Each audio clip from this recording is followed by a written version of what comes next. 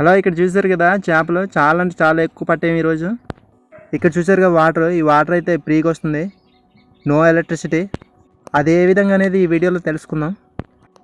చూడండి గాయస్, మీకు అయితే ఫుల్ క్లారిటీగా ఈ వీడియోలో అయితే మీకు ఎక్స్ప్లెయిన్ చేస్తాను. ఇక్కడ చూసారు కదా చాలా అంటే చాలా ఎక్కువ నీరు ఉంది చెరువులో. ఈ చెరువులో ఉన్న వాటర్ అయితే ఫ్రీగా 2 పైపులతో అయితే మనం ఎలా తీయాలో ఈ వీడియోలో తెలుసుకుందాం. ఇది వచ్చేసి పైన సైడ్ అయితే ఎకరం అయితే వాటర్ అయితే ఉంటుంది. ఇక్కడ చూసారు కదా, ఇక్కడ 4 పైపులతో అయితే వాటర్ తీస్తున్నాం.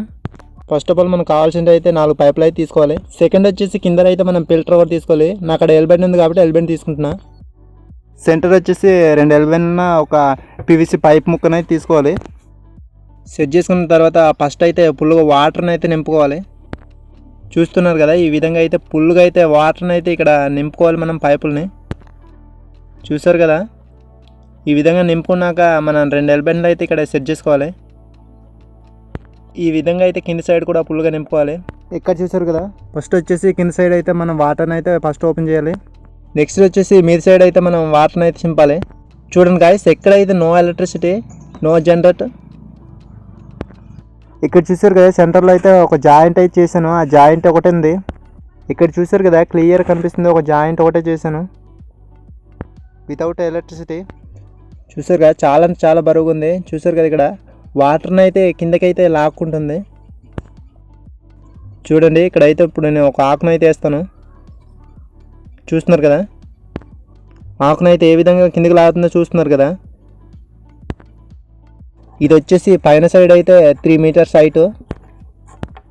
ఇక్కడ చూసారు కదా, పైన వాటర్ ఉన్న సైడ్ అయితే 3 మీటర్స్ హైట్ ఉంది. ఇప్పుడు కింద సైడ్ చూద్దాం. కింద సైడ్ చూసారు కదా, ఇదైతే 6 మీటర్స్ హైట్. చూసారు కదా, కింద సైడ్ అయితే 6 మీటర్స్ హైట్ అయితే ఉంటుంది. మనం ఎప్పుడైనా వాటర్ తీయాలంటే కింద సైడ్ అయితే 6 మీటర్స్ హైట్ అయితే ఉండాలి. కింద సైడ్ 6 మీటర్స్ హైట్ ఉంటే దానికి మనం 9 మీటర్స్ పొడవైన పైపునే తీసుకోవాలి. పైన సైడ్ మనం 4 మీటర్స్ పొడవైన పైప్ తీసుకున్నా పర్వాలేదు. చాలా ఫోర్స్తో అయితే వాటర్ అయితే కిందకైతే పోయింది.